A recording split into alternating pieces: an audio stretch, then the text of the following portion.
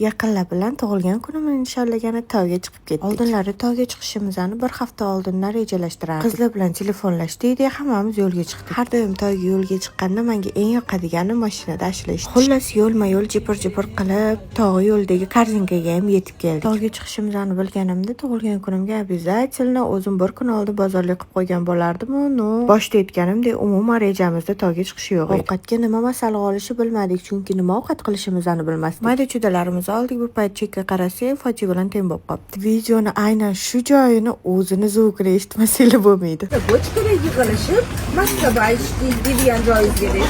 Da, o'rtog'im aytgandek, biz bochkada to'xtab Moskva ichdik. Hammasidan eng mazasi biz dachaga yetib keldik. Dacha menga bu safar juda ham yoqdi. Bu uchun dachalar bor profiliga kattakon rahmatimni aytaman, chunki meni hech qachon uyaltirib qo'yishmagan. Dachani ko'rib turganingizdek juda ham chiroyli va hamma shart-sharoitlari bor. Dachani yaxshilab ko'zdan kechirib, karaokeni ham boshlab yubordik.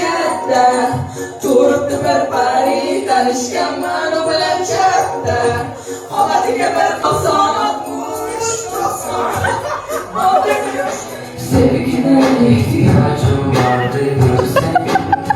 Paketim qolgan yaqinlar ham dachaga yetib kelishdi. Opalarim bilan tovuq go'shtiga qozon kabob ham boshlab oldik. Ovqatimiz ham pishdi. Buni ko'rinishini qaranglar. Yemani deb turibdi-yu bu. Mubini qaynonasi rosa yaxshi ko'rar ekan, ovqat pishdi ham Mubi kirib keldi. Lekin afsuski shuncha yo'ldan men uchun bir o'ga kelgan ekan. Shoshib kelib, shoshib ketdilar. Keyin biz ovqatga o'tdik. Ovqatdan keyin basseynga tushdik, raqsga tushdik, o'yinga tushdik, hamma narsani qilib olib uxladik.